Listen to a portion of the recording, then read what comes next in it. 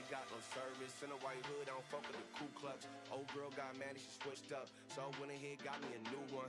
Down bad, so I had to move up. Old one like, hey, what you doing? CA plates in different states. Okay, she like how I'm moving. Step to a bag, better get with the movement. When I move, you move like that. Do more, get more, say less. So follow, don't miss, no stare. Speed up now, catch your breath. Good vibe, good drink, no stress. Out of town, no GPS. In the hills, can't call, can't tag. In the hills, I ain't got no service. Too high up, I don't think I heard you. Head high where the birds be chirping. Going full speed in the freeway, swerving.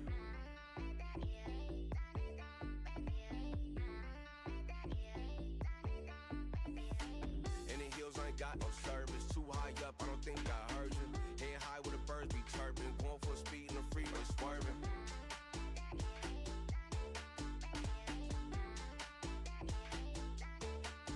Swerving.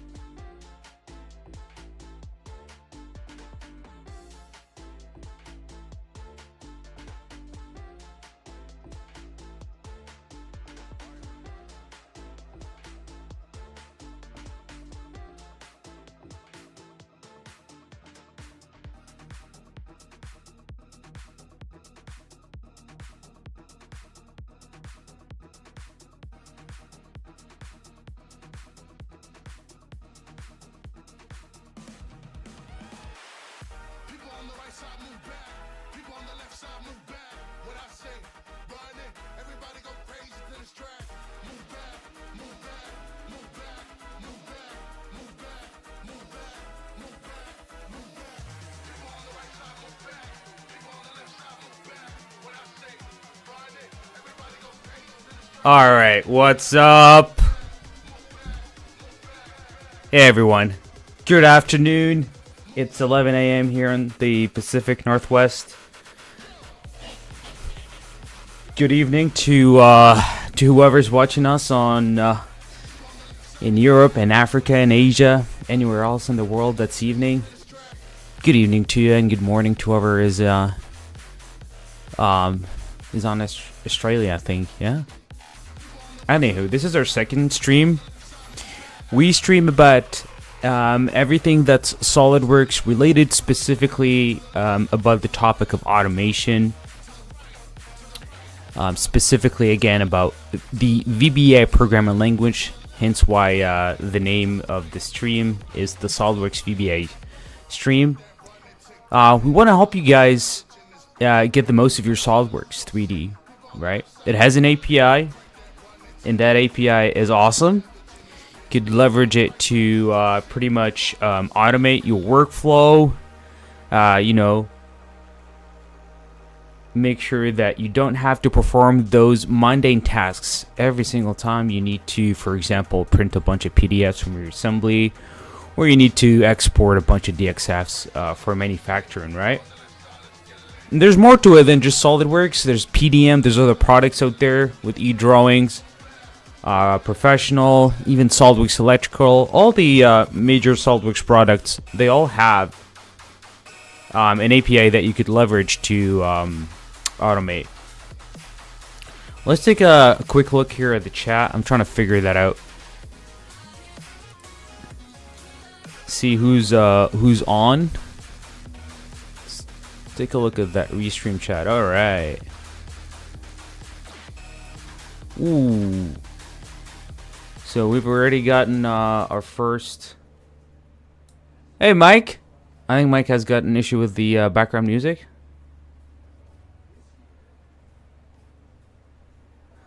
I think we need we might need to switch it up a little bit to a different to a different audio source here for our music, because I think I've got another file. What, everybody, let's see here. Let's try this. You let me know if the volume is too high, too low.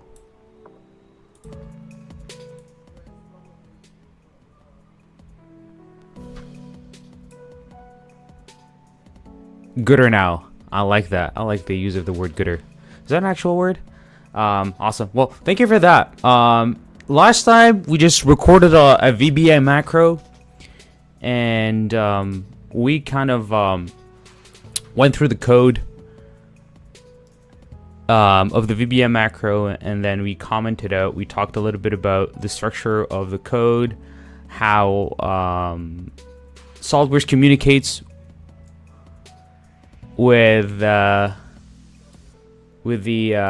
model. And we got some more people coming in here. Hey Vincent, how you doing, bud? Comment ça va le Quebec? So I think people are still logging in. We appreciate all the support that you guys give us by joining our stream. You know, you're more than welcome to stay the whole stream, but if you only got a few minutes here to spare with us, then yes, absolutely come in. If you want to throw any questions my way about the API, then I'm more than happy to answer those as we go along. But today, actually, we've got a similar streaming session to last week. We're going to write a macro from scratch that will export the DXFs of all the sheet metal parts in an assembly, right? So I'm going to use one of my assemblies that I have here on my end, the full grill assembly. Yeah, let's learn some stuff today. That right on. And with that, we will traverse the feature tree of that full grill assembly, and then identify those components that are sheet metal, then print the DXF. Right, and you get to see that live. Sweet.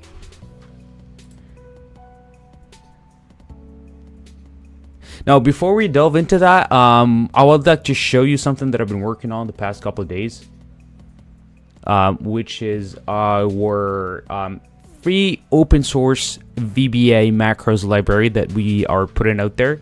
It's still work in progress, but every time we work on a macro, or we come across a macro that is useful for the community, then we publish that on this page right here. Let me bring that here to the foreground and maybe just maximize it so you guys can see it. So this is our Blue Byte sponsored open source VBA macro library. This macro library right here has just a list of macros that are organized by category. So all the part macros here are on the part document section, and then you've got macros that are specific to the assembly doc, and then you've got macros that are specific to the drawing document. At the bottom here we got bill of materials, but this library is still young. This library I think has about 12 or 13 macros that we some of them that we've written, some of them that we've collected and cleaned up a little bit and put the source code out here for you guys to use. So yeah, show us some love by sharing this with your colleagues, sharing this with your team, and most importantly, just bookmark it. And if you have something that you want to share, then yeah, please feel free to send that my way. And if you got something that you want to report in terms of a bug or something that's not working properly, then you're more than welcome to reach out to me again about that. And we want to make sure that this library grows, so it has hundreds and hundreds and hundreds and maybe even thousands of macros that are open source. You don't need to, they're not hidden behind a paywall. They're publicly available for anyone to just search on Google and find, and simply go in here, grab the code, paste it into the SOLIDWORKS VBA editor that I have right here open, and then they could run it. And hopefully, as all of this code gets tested and verified and refactored, it will be simply a copy paste operation that you do, and the execution of the macro will take place with no issues whatsoever. So we want to put here the most commonly used useful macros that people use daily. right on. So the URL is pretty simple, right? SolidWorks VBA macros.bluebyte.biz. Yeah, just grab it. Take a moment to grab that or type it out. I think I'm just gonna put it in the chat, right? So that's better. So I'm gonna let's see if I can put that out in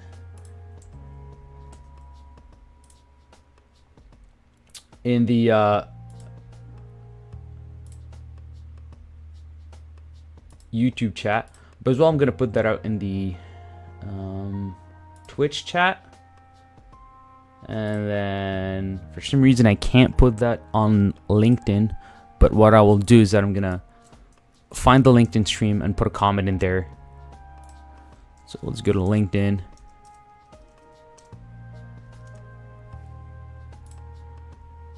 And I'm gonna paste that into LinkedIn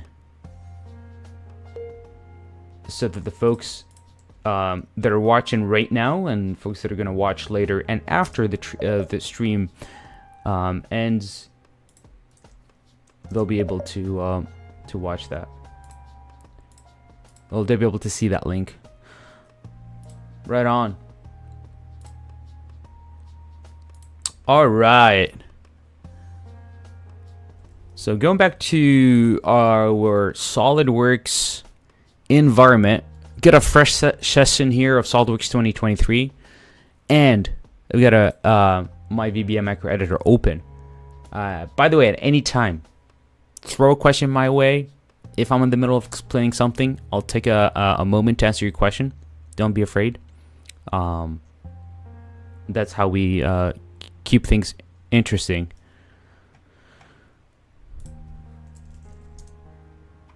Does anybody know how to open up the VBA editor? That should be pretty straightforward for everyone watching right now.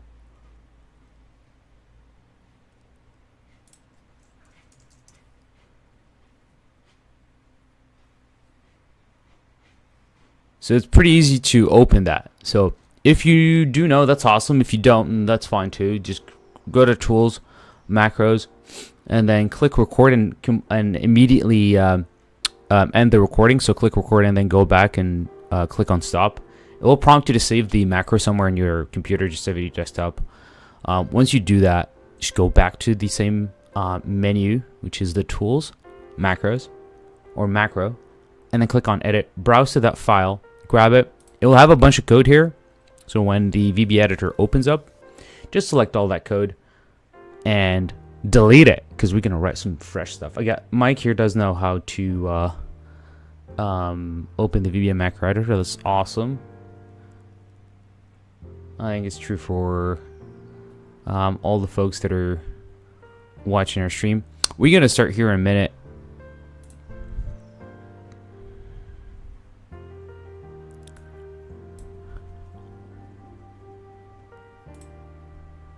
I think it's true for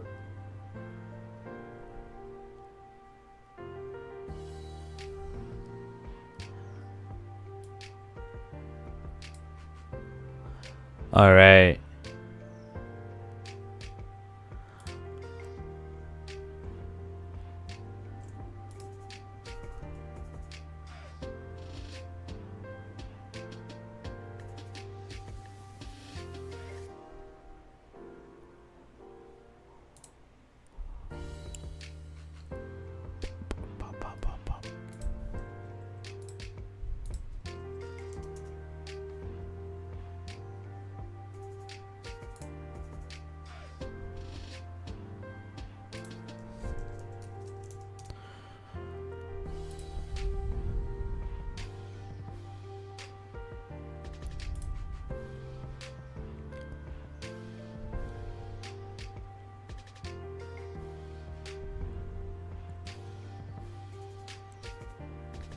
Right.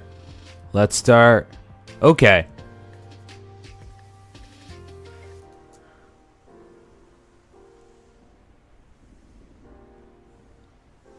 So we've got SolidWorks open here. If you want to take a moment to open an assembly that has at least one component, you just need at least one component. That's a sheet metal part. That's the bare minimum. It has to be an assembly, and it needs to contain a one component that's a sheet metal component. Just a part that has just a flange with one sheet metal feature. That should be the bare minimum. I'm pretty sure that everybody here has an assembly that they could leverage for the purpose of this demonstration here. And if you just want to watch, that's fine too. No problem. Let me go and get my full grill assembly that I luckily have here in my recent file. So I'm going to open up that top level assembly. And it doesn't take a second because it's in PDM.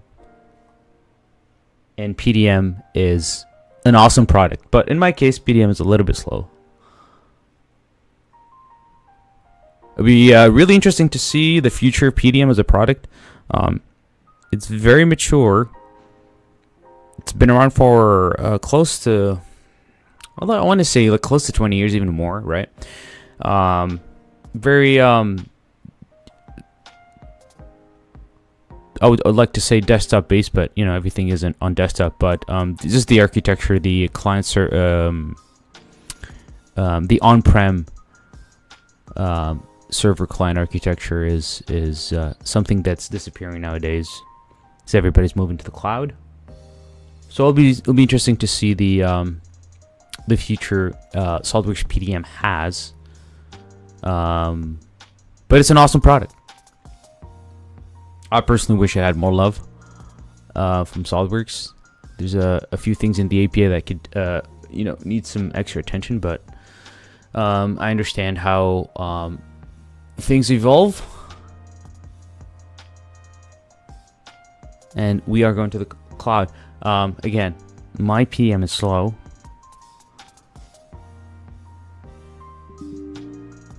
And I was not able to connect to my vault. That's probably why. Let's figure that out.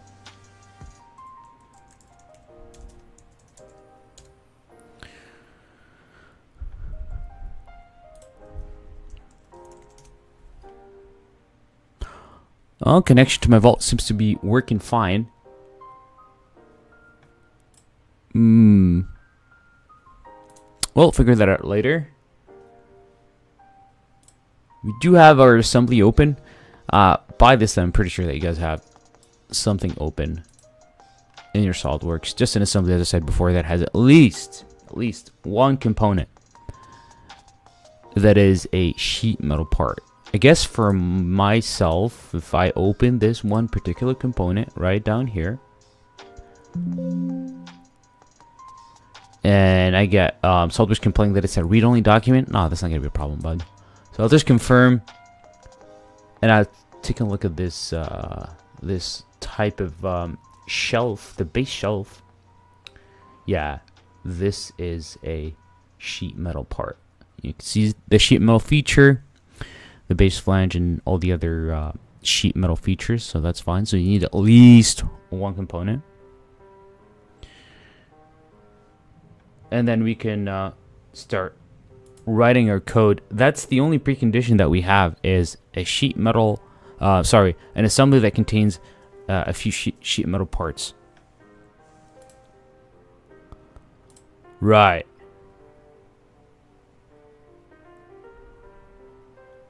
Does anybody know how, like, what would be the first thing to type out here? Because if you've recorded a macro and you've saved it to your desktop and you've edited it, you'll probably have maybe 3 or 4 lines of code that we are going to write something similar to. But what would be the first few lines here to write? Like, what do I declare, or what do I or rather, what am I declaring? What am I writing to begin with? Well, someone out here is saying variable declaration. Yeah, that's probably what we should start with. Yeah, we're gonna sub something, that's for sure. Subroutine. That is the way to start. That's right, Vincent. That's the first thing that you want to do, is whenever you start a VBA macro, is you want to type in sub and then something to what you said, something or simply the name of the subroutine, right? So it could be something. So if I type it out here, this works. This is absolutely a legitimate piece of code that executes no problems whatsoever. Just make sure that you get your cursor in the middle of the subroutine and then click start or click the green button here that runs the code and it will execute. You don't see any errors. There's nothing in there, right? If I type in here debug print, we'll type out here hello from inside of a subroutine. Subroutine, yeah, that's how it spells. And I click again, make sure my cursor is inside the subroutine, and I click on run. It will execute, and I'll get this message here in the immediate window. So that's the first thing, is you define your subroutines, your block of instructions, right? That's what we all are going to start with. Another thing that you always need to do when you start writing your VBA macros is absolutely writing option explicit. And that is true. I think that would be, I'll take that to be as important as a subroutine, or maybe on par. Maybe I'll say, yeah, option explicit. You want that. You want to make sure that the VBA compiler checks if everything is declared, because that will drive you mad. If you're at code and your code grows and there's a lot of variables being thrown left and right, you want things to be declared, and that is absolutely correct. Can you whoever said option explicit, can you because I'm having trouble pronouncing your name, what would be the anglicized version of it? Because I want to give you a shout out. That's actually the best answer. So you start with option explicit. Because I would like to say onar, but that's probably not how it's pronounced. So I apologize. So you want to start with option explicit to let the VBA editor kind of do a few checks for you with option explicit. Right? That's an important check, right? You want to make sure that that gets done here at the top of the module. This is the file that we have open right now. It's a module. It contains a bunch of code, right? You want that. This is an important statement that you could use to force yourself, really just to tell the compiler to tell you to declare all variables. As I said before, as your code or your macro grows, it has more lines, it has more variables, right? You are more likely to forget to declare something. With option explicit, you make sure that you force yourself to declare all the variables. Alright, that's with option explicit.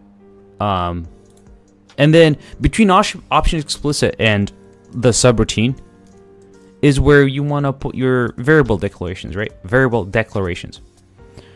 The first variable declaration that we all know is the SOLIDWORKS application. So I'm going to dim that quickly here. I'm going to type it out. So dim SW_app as SOLIDWORKS.SOLIDWORKS. I've explained this before. I'll explain it again if need be. Let me know in the comments if anyone needs a very quick explanation of this line, but we're simply just reserving a space in memory for the pointer to the SOLIDWORKS application. We call it SW_app just by sheer convention of what the SOLIDWORKS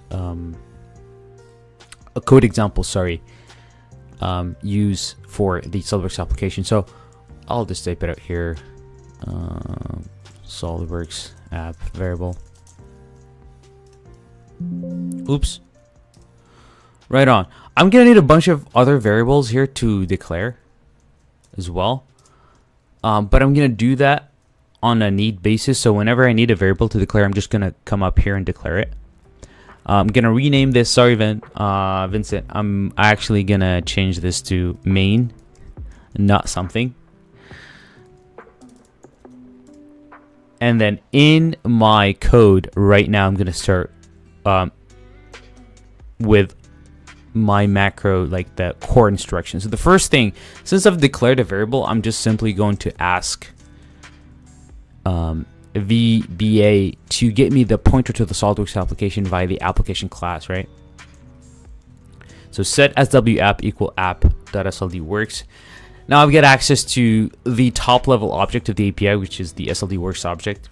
And now I can just do, whatever I need done in SOLIDWORKS, whether that would be creating a new document, open an existing document, changing some options, looking up the references of a file that exists on my, my computer. There's a bunch of stuff that you could do just with the SLDWorks interface, and then from that, then you'll be able to have access to other objects. So highest level object in the SOLIDWORKS API. I need to get the document object, right? So the document object is called a model doc, but I need to define that up here. So I'll define SW model doc as model doc2. And you might say, hey, well, this is an assembly. What is this model doc, right? So model doc is basically a generic container for all the functionalities that are common across assembly, parts, and drawings. Things such as saving, getting some annotations, I think. Those are commonalities of all the different types of documents that are put together in a generic interface called model doc, right? So you don't want to repeat the same code in 3 separate classes or interfaces. You just put them on a higher interface that all the different types of SOLIDWORKS documents inherit from. So now that I've declared my model doc, I can just set it. So set SW model doc to be equal to SWApp dot active doc. So this is going to return the active document. So now I have a pointer to the active document in my SOLIDWORKS session, and I can print, let's say, for example, the title of the document. So debug print SW model doc dot get title. Yeah, buddy, get title. That is going to return the title of my active document, which in my window is not clear because it's squished here, but it should say something like full grill assembly. So whatever shows up here on the top of your SOLIDWORKS window with the name of the document is what get title returns.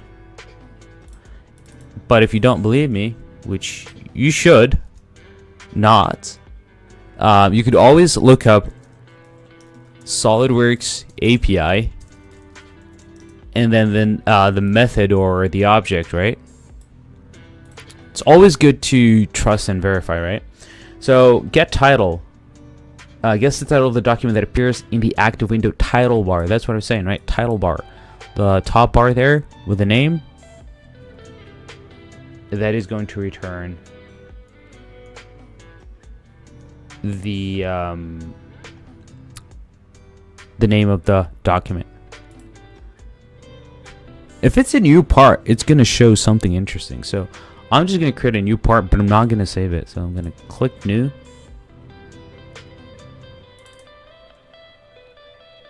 So this is a new part. I'm just going to run this code. So I'll tell you, or print the name of the new part, which is part 1. But this cannot be used to get, for example, the extension of the document.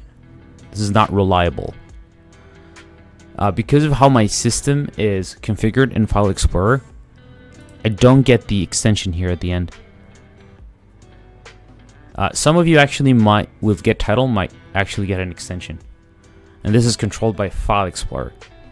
So if you go to the View tab in File Explorer, I think there should be an option there to allow you to see the extension of the file in File Explorer. And if that's turned off, then you don't get that here.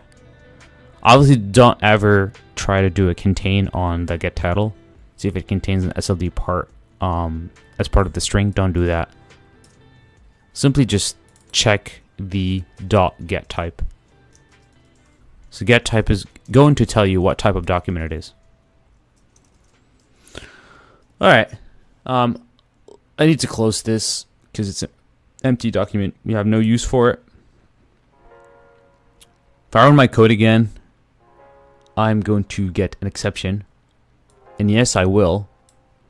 Because I'm trying to debug print an object here. The interface. It does not have a string representation. It cannot be converted to a string. And that's why I get the error. So I need to come back here and type out the missing part of my line, which is swmodel.getTitle. So now if I click on continue, then, ooh, there you go. You'll see the extension. Oh, okay. So we do have the extension actually of my file. But again, the setting is in File Explorer.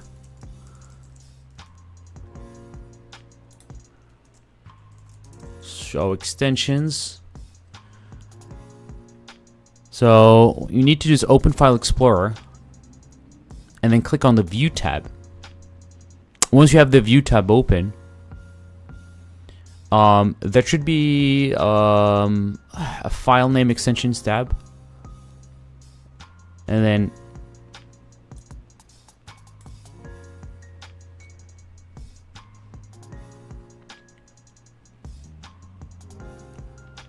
so click on the box next to the file extensions to see the file extensions, and then click or click on the box next to hidden file item to show hidden files in your File Explorer if you want that. But just the box or the checkbox for the file name extension is what you want in order to see that extension, which we had.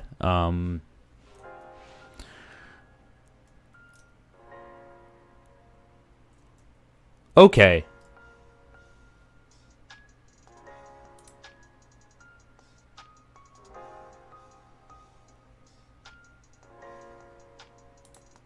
Now,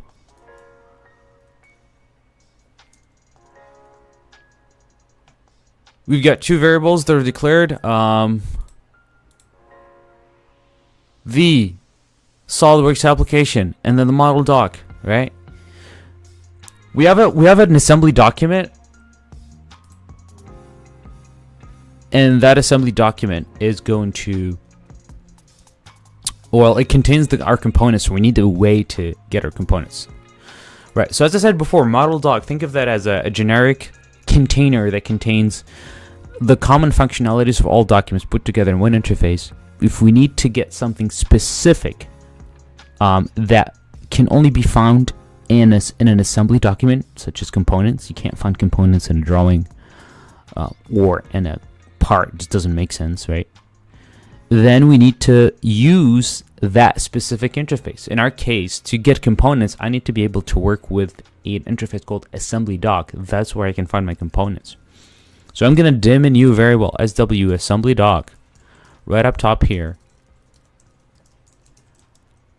as an assembly doc, which is the interface that represents an assembly. I'm going to cast the model doc into the assembly doc. So set assembly doc equal to SW model doc.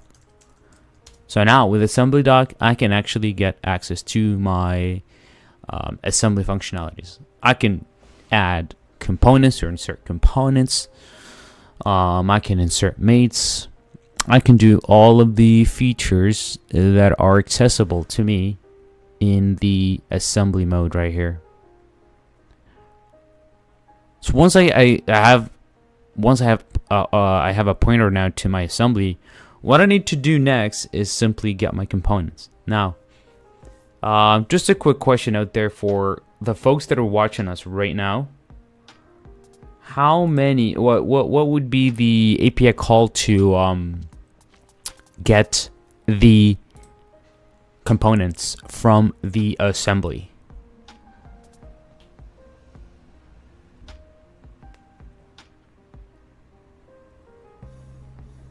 It should be an easy one.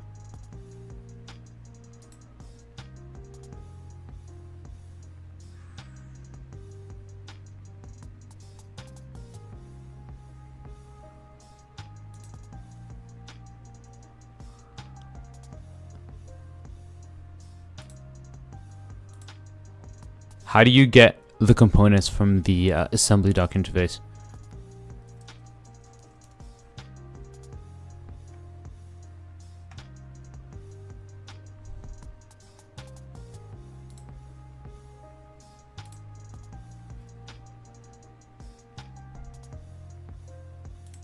Components from the assembly doc interface.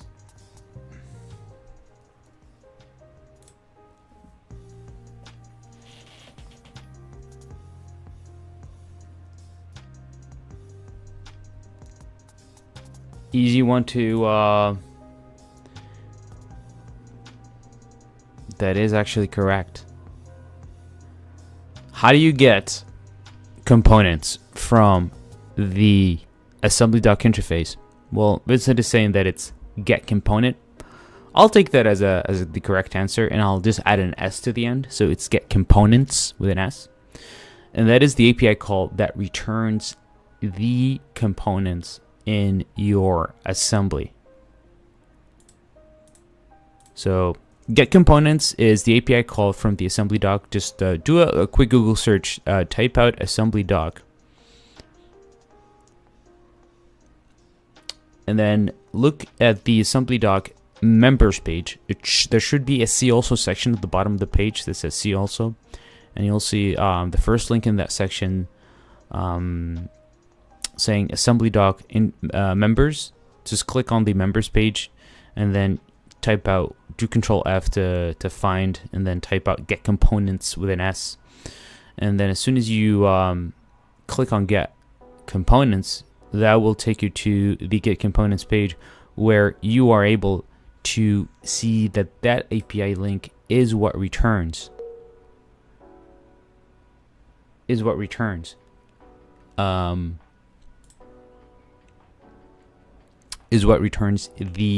components from the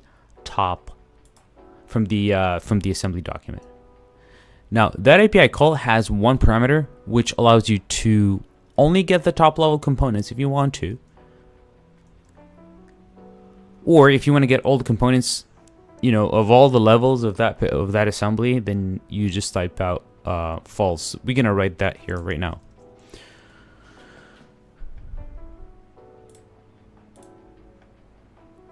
So right in here, I need to declare a variable we're going to call SW components as variant.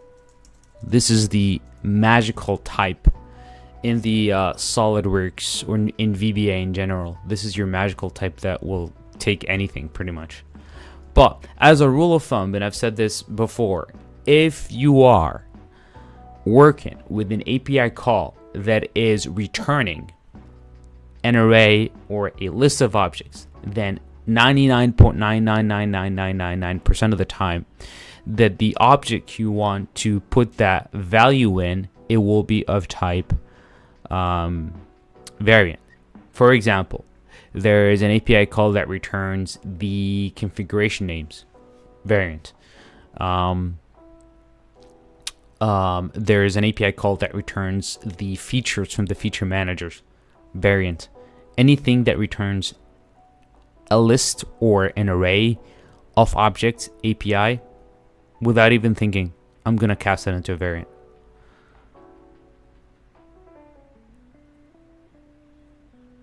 Shouldn't it be iComponents to object? That is correct. It return an array of components. I apologize if I didn't say that, but it will return an array of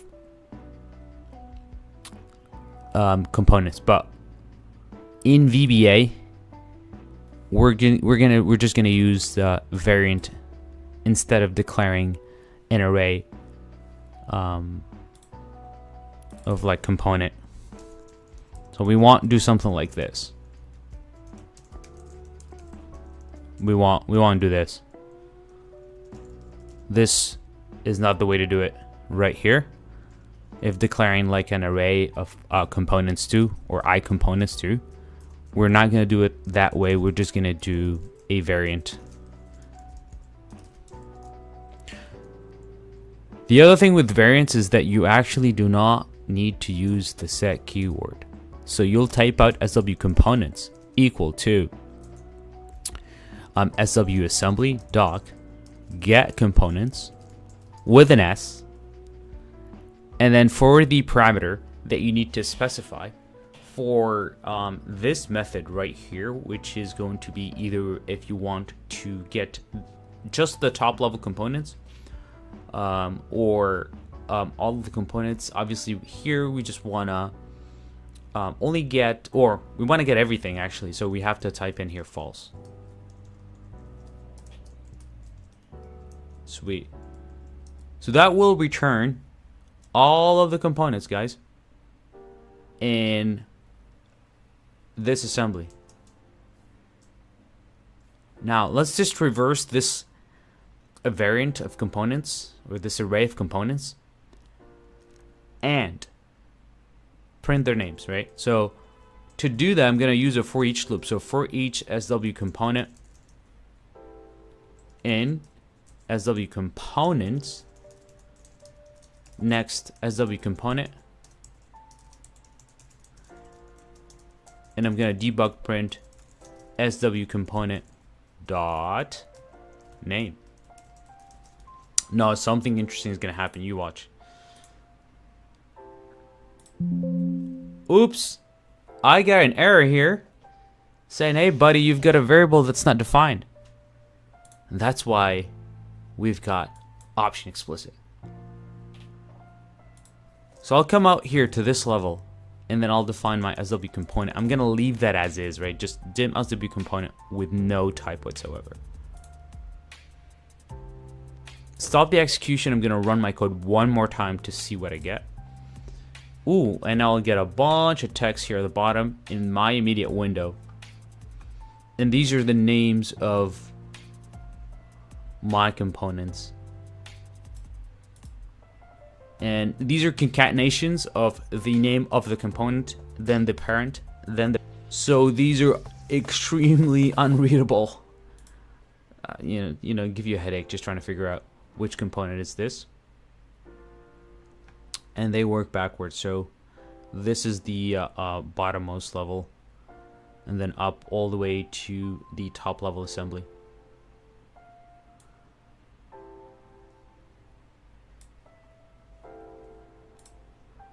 Awesome.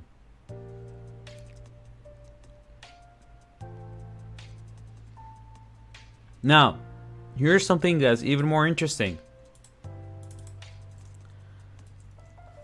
If I type out SW component, which is the iterator in my for each loop, and type dot, I don't get any IntelliSense. That's because the object that I declared as my iterator here does not have a type that we specify during compile time. There's nothing here, right? So VBA doesn't know which object it is, which type it is. As far as it's concerned, it's simply an object, and we don't get IntelliSense. If we want to get IntelliSense, that we need to declare another variable of type component2 that is going to allow us to get access to the IntelliSense. Makes the code writing process easier. So for that, I'm gonna declare this as a variant, as a component 2. And once I've done that, I can redeclare another variable here. I'm gonna call SW component iterator.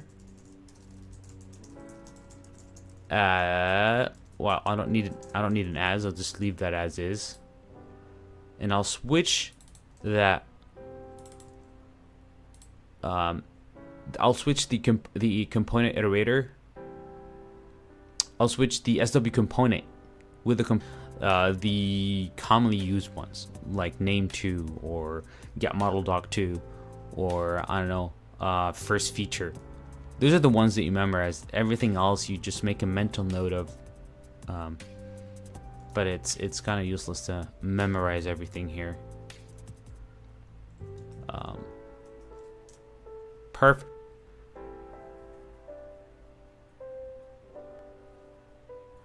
Now, big question time now. What makes a component different from, a document? What's the biggest difference between a component and a document as a concept, right? Right? Does anybody have an idea? What's the difference between a component and a model or a document? In the 3D space, or specifically here in the SolidWorks space.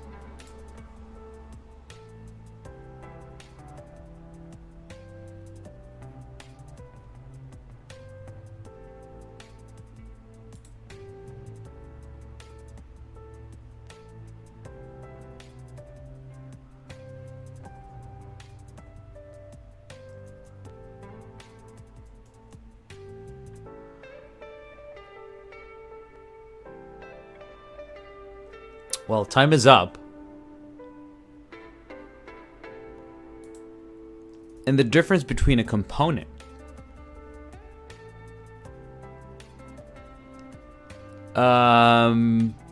Vincent here is saying that it does contain the same members in the data structure. Components can be virtual. Yes. That's the difference between documents and components. Components can be virtual. That is correct. A document is just a document. But I was more talking about the notion of a component and the notion of a document. Well, for the purpose of our macro here, right? The problem with components is that they are instances of the same document.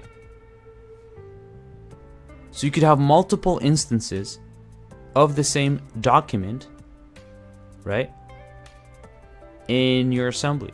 So the same document can be referenced multiple times. Now, the purpose of our macro, just a refresher, is to print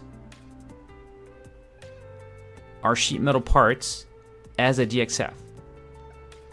Now, if you have the same component in multiple areas of our assembly, and we're going to traverse that array of components, we don't want to print the same component more than once. So the same model or part document more than once, right?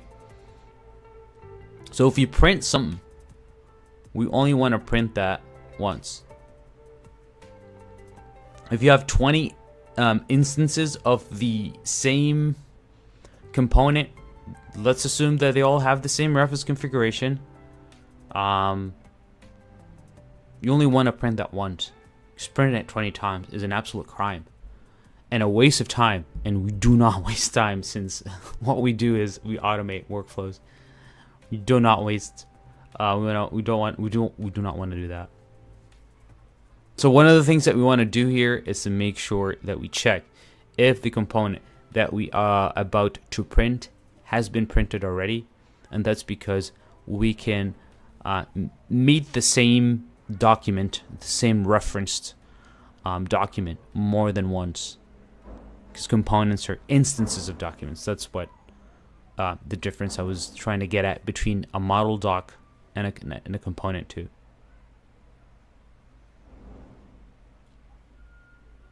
Right.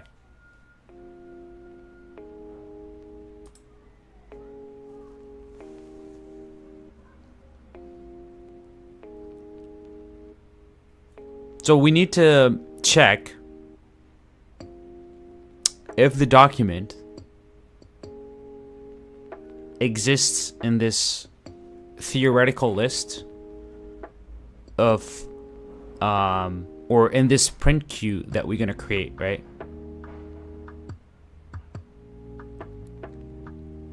So that means that we need to create some sort of collection in memory to keep track of all of our saved or processed files. Now, this approach is definitely not the most efficient approach.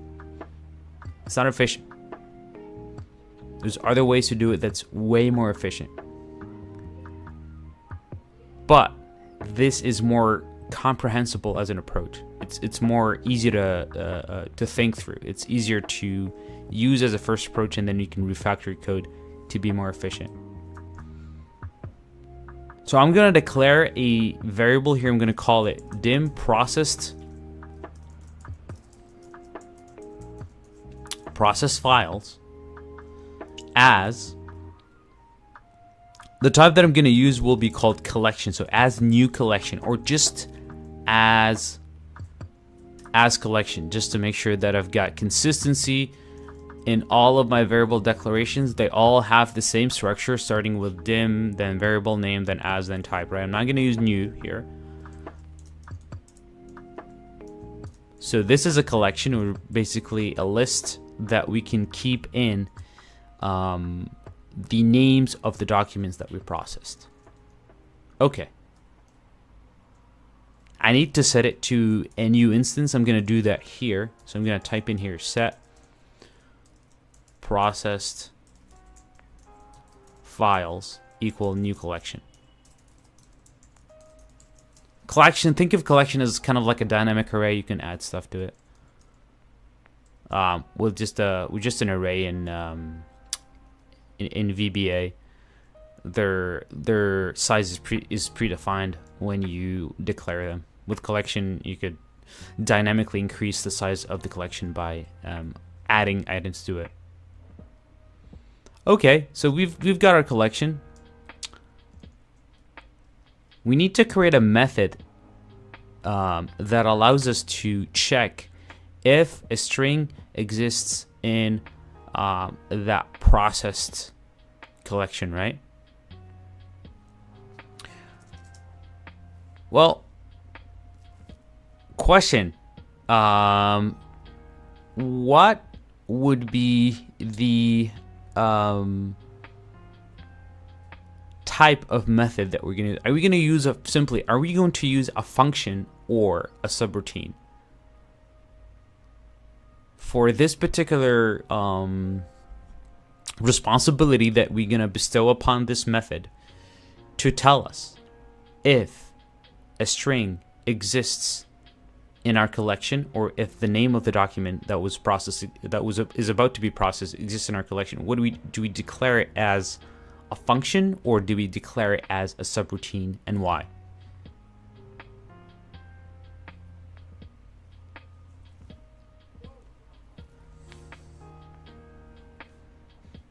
Function or subroutine,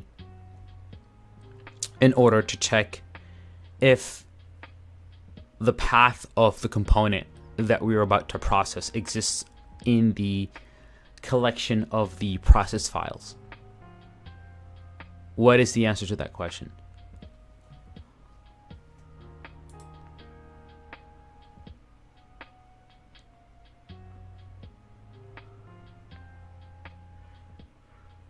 Function or subroutine? Function or subroutine? Or, hey, you can just say, hey, listen, bud, I do not know. This is why I'm watching you stream.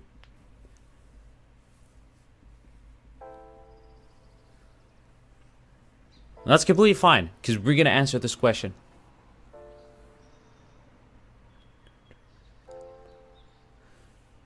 So again, question to check if we have a particular value in a collection in VBA. Do we use a function or subroutine? Vincent here is saying that I think it should be a function because you're going to reuse it, and also you'll probably have a variable sent and return, and that is straight on the money, buddy. That is correct. We need a function because it has a return value. Because that function is going to be called in our main subroutine, and it needs to tell us, hey, I did find this file, and I'm going to give you a false value that you could use to skip it. Don't process it. It's already been processed. 100%. That is the correct answer. So, the way to declare a function is the same way to declare a subroutine. It's very, very similar. You just start with a keyword, right? These are reserved keywords by the VBA programming language. They're all written in blue. Hopefully you're not colorblind. And that was... Actually, I don't know how colorblind people are able to write code. That is something of a mystery. But this right here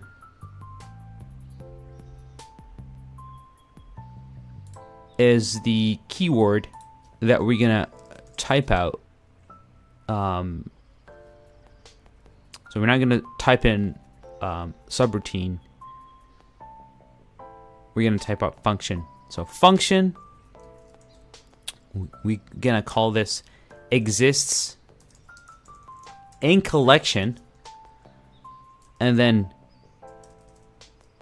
we're going to specify a bunch of parameters for our function here. So a function has a return value. Before I go and jump into specifying the parameter,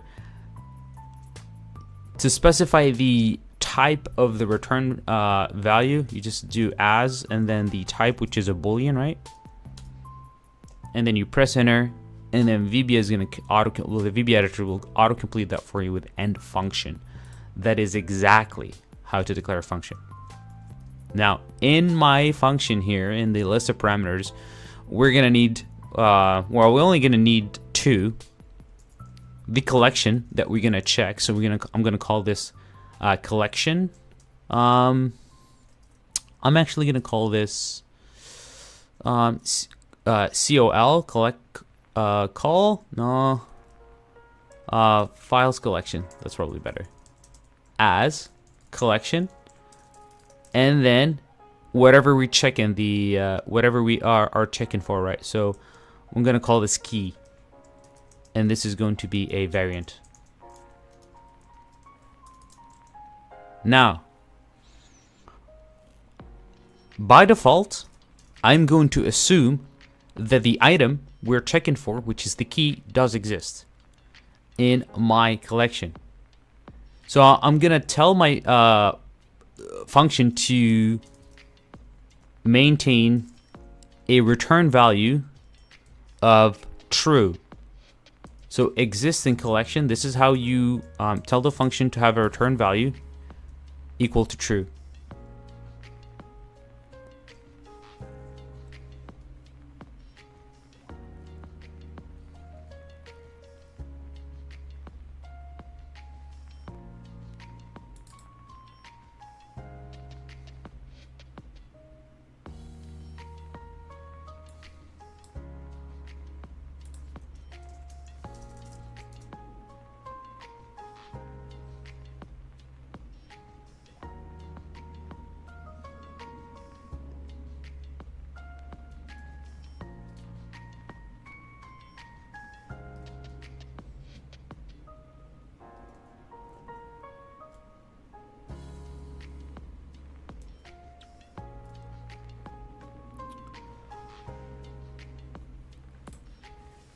Okay. After that, after making that assumption, I'm actually going to make the check, right?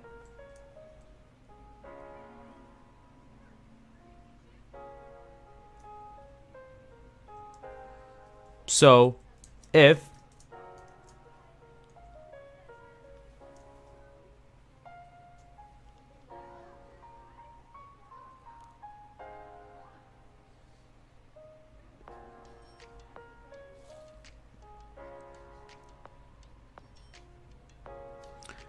Sorry about that. So if is object my files collection at the dot item at the index key. If this is an object, if there's a value here, then end if exit function. So we're basically saying, let's see the corresponding value to my key in my collection. If that has a value, is it an object? If it is an object, it means that my file exists, right? It has been processed, and thus exit subroutine. We've already established that if this is, we've already established a return value, so then I can successfully exit the subroutine. And if that's not true, then I can do exists in collection equals false.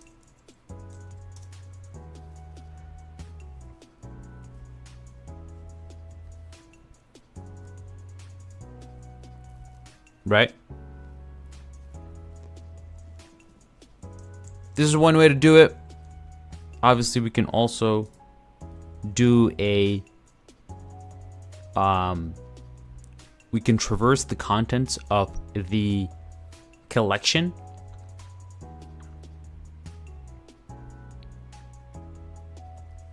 and then check if the value is actually is equal to our key,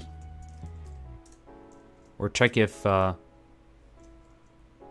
is a value for, there's a corresponding value for a key and exit, if that's the case. But in here, just to avoid any issues whatsoever, I'm gonna add a line that is going to check for the error. So on error, go to,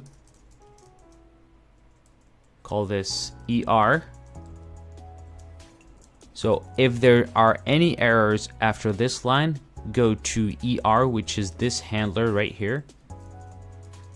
So if any errors occurs here, then it's going to jump to this line, and then it will tell us that the execution has failed. Well, we'll set it to false.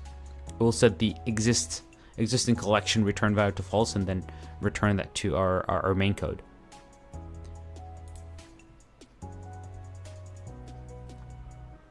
Perfect.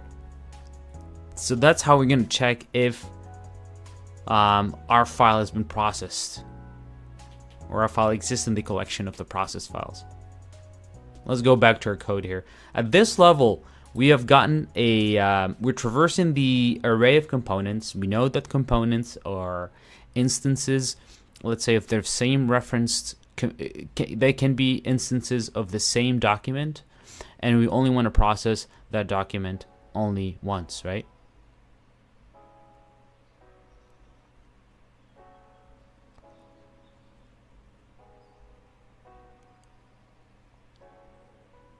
Okay.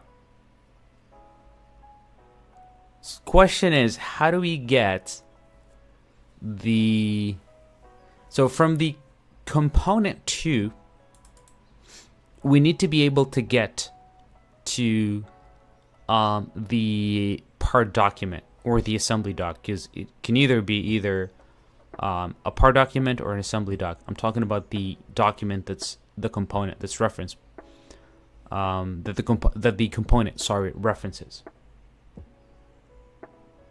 In order to do that, the component 2 interface allows us to get the model doc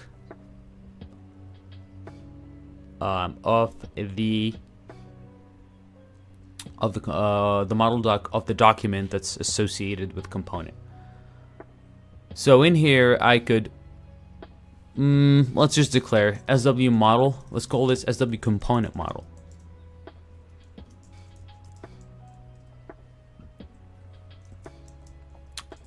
As model doc 2, and we're gonna set this to be equal to SW component dot model doc. Sorry.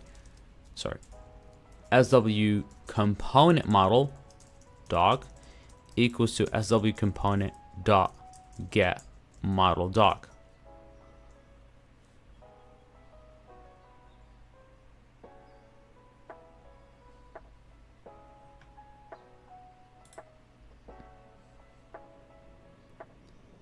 Yes, what do you mean by get type?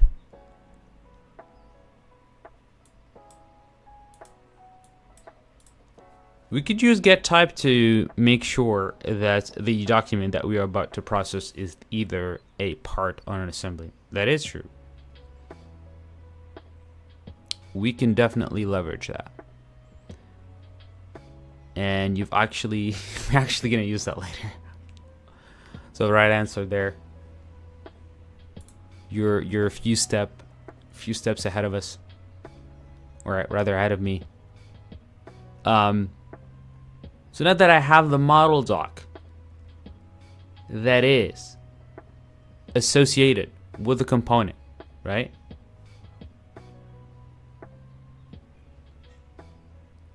I need to do one last check here before I print, or before I attempt to start printing my... Yes, that is true. Get type is used to recognize a part or an assembly.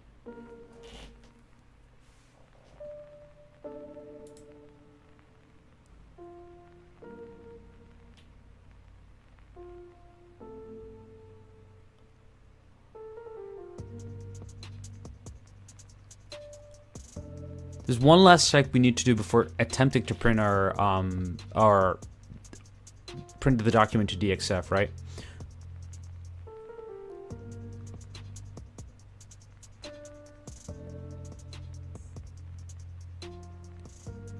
So we're gonna check the get type on the model doc here to check whether it's a part or an assembly. We're gonna do that.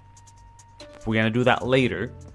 There's another check that we need to make sure of.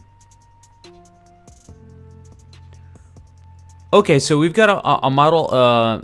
This line right here, we are trying to get the model doc from the component to. What are the possible return values and why of get model doc from the component to? This method right here. So you get model doc 2, right? What are the possible return values? For get model doc 2, this method, this function that exists in the iComponent2 interface, what are the possible return values?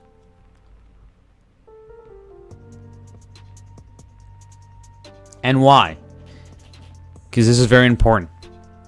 What can it return? And why? I learned this the hard way, because it drove me mad for some time. What are the possible return values?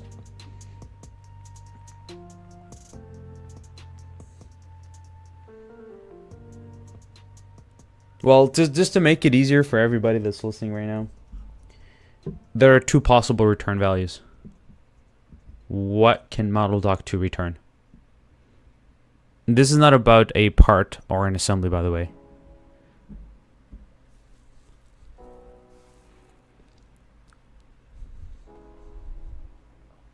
Get component or get model doc 2, a function that exists in the iComponent2 interface, can return possibly two values.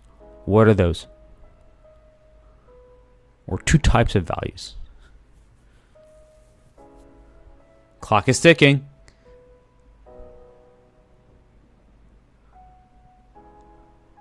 "30 seconds. I should probably start a timer.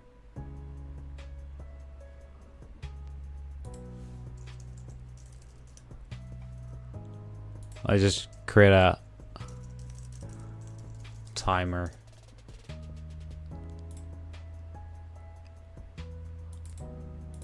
"30 seconds.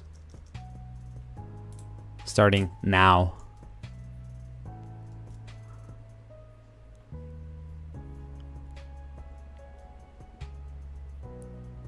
iComponent2 has a method called getModelDoc2. What are the possible return values? I like that you said either true or false, but that is not the correct answer. 8 seconds left to go. 5.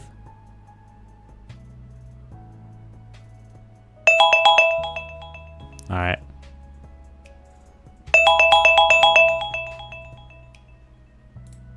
All right. The return value from getModelDoc to a function that exists in the component to interface. And this is very important why I'm referencing where the function exists. Its existing component can either be a modeldoc2 or it can be a nothing. Two possible values. You could have the component return the modeldoc interface that represents the document that that component is representing, right? Or it could say, well, I couldn't find anything, so here's nothing, or here's null, or here's an empty value. Now, why is it a possibility that the return value is null or nothing? And this can be answered by the sheer fact that the interface that references this method is a component.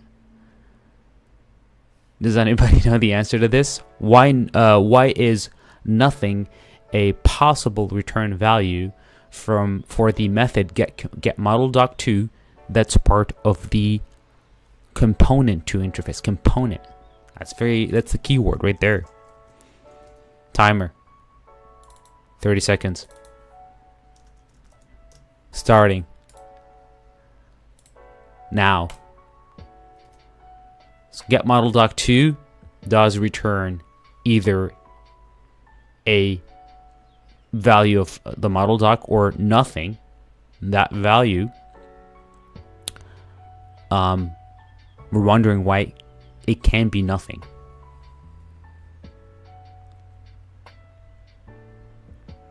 Five seconds left. Timer is about to expire.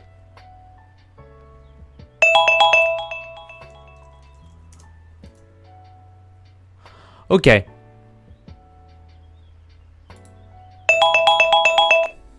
All right. getModelDoc2 can return a modeldoc object or nothing as a value, because the component that we could be working with could be suppressed. So if the component is suppressed, it means that the associated document is not loaded in memory. Always remember that when an assembly is loaded in SOLIDWORKS, before the assembly gets loaded, what is an assembly made of? It's made of other parts, right?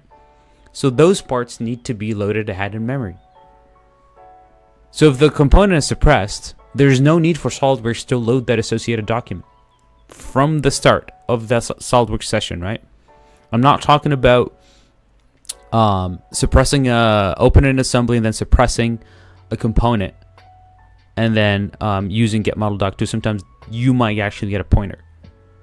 However, if you load up an assembly for the first time and that assembly contains suppressed components, right? It is possible that the associated document with a component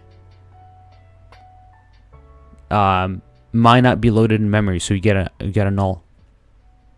It could be that one instance of there's one component that could return a modeldoc2, and another instance might not of the same component. because they're instances, and one component could be loaded, the other one could be suppressed. So, because getModelDoc2 could be called from a component that's suppressed, then we cannot trust it.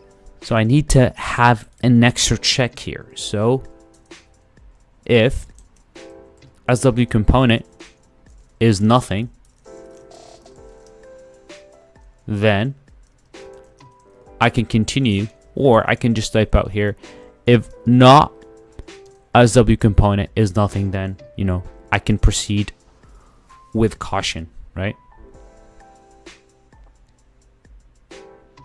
So now I can actually make a check with my method. So if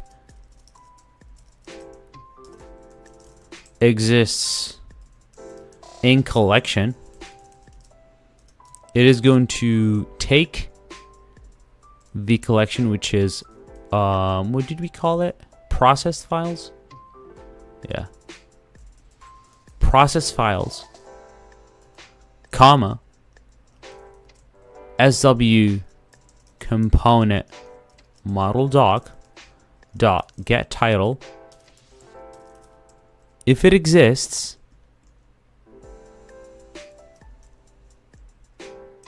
if this is false, if it doesn't exist, and if,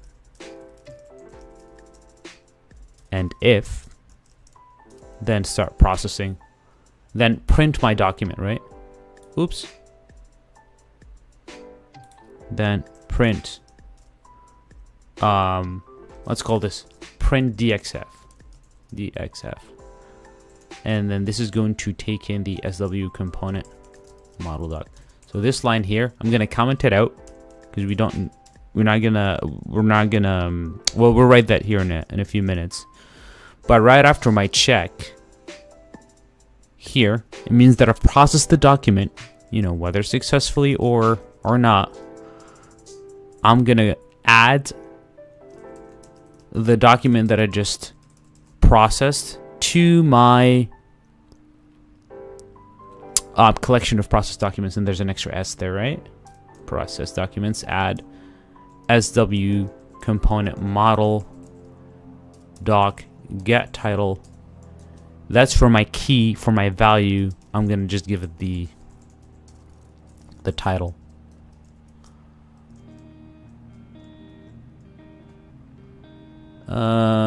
Actually they should match, so should use the same object. So now all I need to do is to print my DXF. So I'll write a subroutine here. It doesn't have to be, it can be a function if I want to, but it doesn't have to be a function.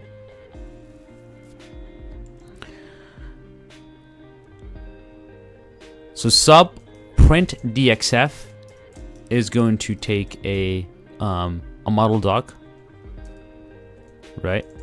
So bioref model SW model as model doc 2. Oops. And from here we can print our DXF. I'm gonna remove the comment here. So print DXF is now the subroutine that we are going to use in order to print our DXF file. Now, the title of the macro is, you know, export sheet metal components, components as DXF. I mean, we had to write all of this code to get to this point. This is where the meat, this is where the substance of our macro is. This is what actually does the printing. This is the function, or sorry, this is the subroutine that's going to print the DXF. Going back to the check that was that someone said in the comments about making sure here that the document is a part, and I think I do have a typo. I have to scroll up.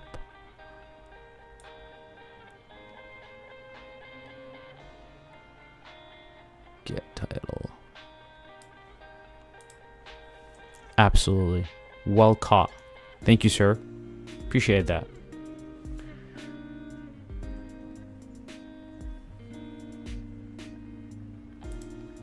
Obviously, assemblies are not, we can't print them as DXF, which lets you them out apart. So what we need to do is to do a check if the document type is a part, right?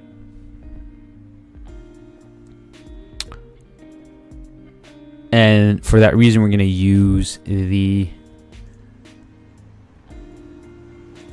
getType function that returns the document type. So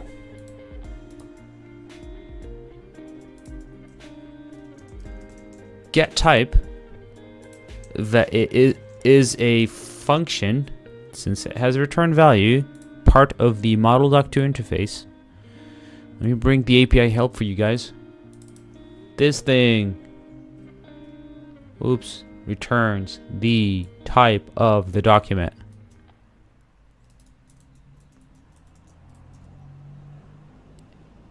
Right, if you scroll all the way,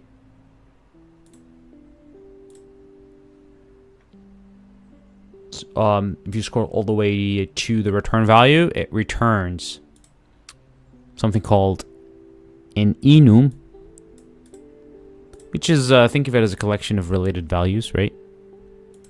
Related numbers that are enumerated by a name, right?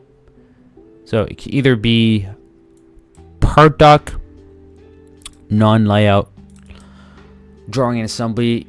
You know, 95% of the time you're going to be working with part, drawing, and assembly. So if I go back to my code right here and I type out that I want to check if my SW model getType, right, equal to my enum, which is the SW documents underscore e dot SW doc part. So I can type it out here.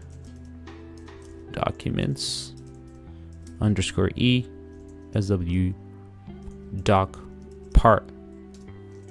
When that is the case, oops, I need to it's only one equal sign. Then I can actually confidently say that the part that I'm processing right now, that the document that I'm processing right now is a part. Perfect. Does anybody know where we can where does this come from? Like what library SW documents types come from? Right now there are several libraries that are loaded. As far as the SOLIDWORKS API is concerned, there are 2 libraries that are loaded. Well, let's start with the how do we get a list of all the libraries that are loaded, or just a list of the libraries in the VBA editor? How do we do that?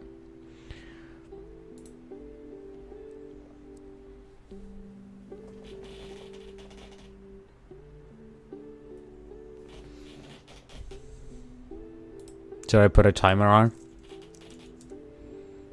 Timer. 30 seconds. Starts now.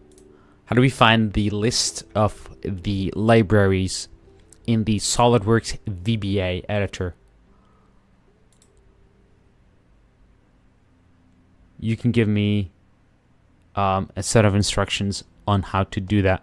I already see an answer in the chat. It's the constant type library. That is, I'll take that as the correct answer.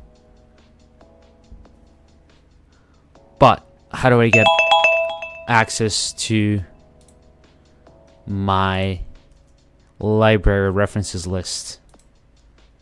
It's pretty simple. You go to Tools, References.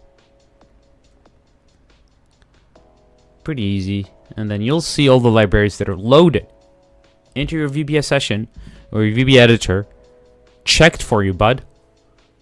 anything that's loaded or checked here is loaded, right? So you got Visual Basic. I have to apologize. I can barely see the typing in, so I'm gonna squint here a little bit with my eyes just to be able to see it. So we've got Visual Basic for applications, and then SolidWorks 2023 Extensible Library, OLE Automation, SLDWorks 2023 Type Libraries. This is where SLDWorks Model Doc, Assembly Doc, Component to live. So if I uncheck this, I can't. I'll not be able to run code here. For the constant library, this is where the SW document types is coming from. So the SolidWorks 2023 constant type library is where that SW document types _ E is coming from. If when we type it out in your SolidWorks and you can't see it, 99% of the time it is because this is not checked. Now, if this is not checked, I am so sorry to tell you that you're gonna have to scroll all the way down to find it in this long list.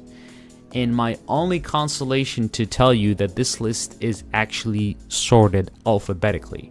So you have to carefully scroll all the way down to the S and then go through each one of those meticulously so you don't overlook it. And it's an absolute pain to do that. I personally do not like doing that, but you know, I wish they had a filter that you could type out here, but the VBA editor is never going to see any more love from Microsoft, so they're not going to change this. I'm going to click on cancel here, and I'm going to go back to my code here. And we're doing a check here, guys. We're printing the document as a DXF. We've got access now to, logic-wise, we are writing the function that's going to print the part document as a DXF. And that DXF is going to be coming from this model doc parameter. We're checking if the model doc is a part document because it does not make any sense for us to run through the assembly tree, right? Run through the assembly tree and then try to print an assembly as a DXF. It does not make sense. It needs to be a part doc, and even that part doc needs to be a sheet metal one. Okay. Now, we know that our model doc is a part. All we need to do is actually attempt to export it as a DXF.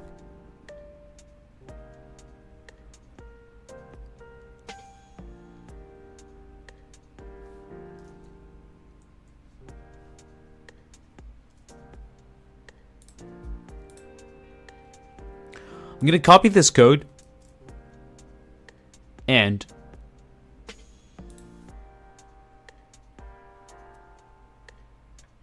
I'm going to save it somewhere here in my system.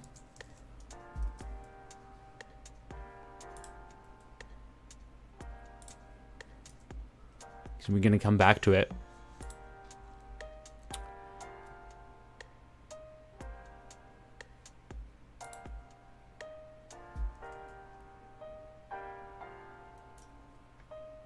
And we're about to wrap up here pretty soon because we are approaching the end of our stream, unfortunately.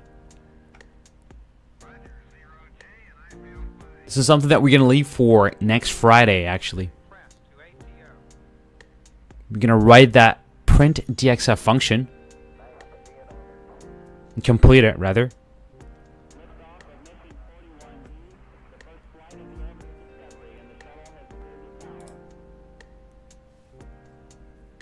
And we'll use the code that we wrote today as our starting point for our next Friday.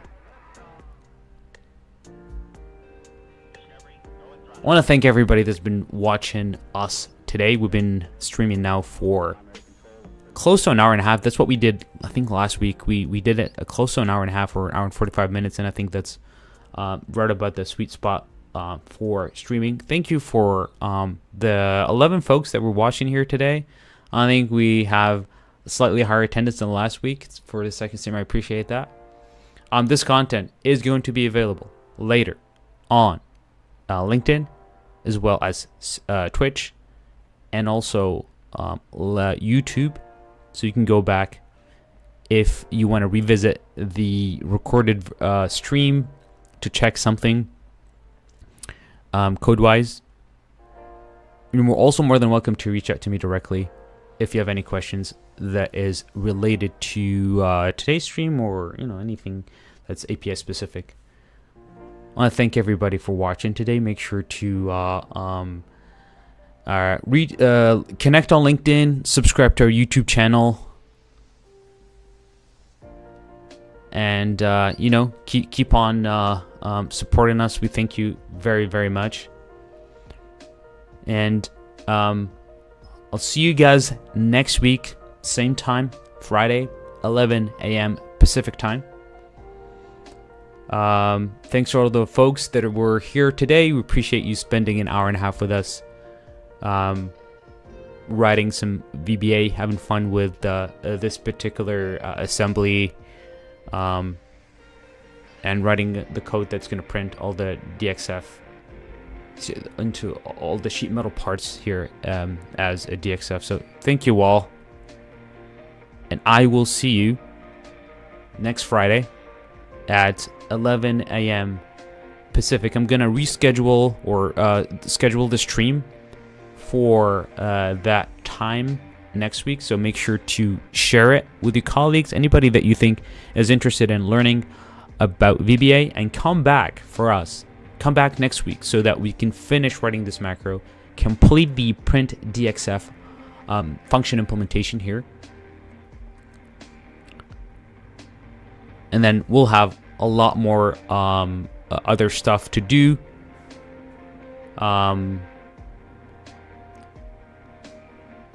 To clean up the code, maybe look at something different, or a different assembly, or a different macro. But until then, stay safe. Thank you. And I will see you next Friday. Enjoy your weekend, and bye-bye.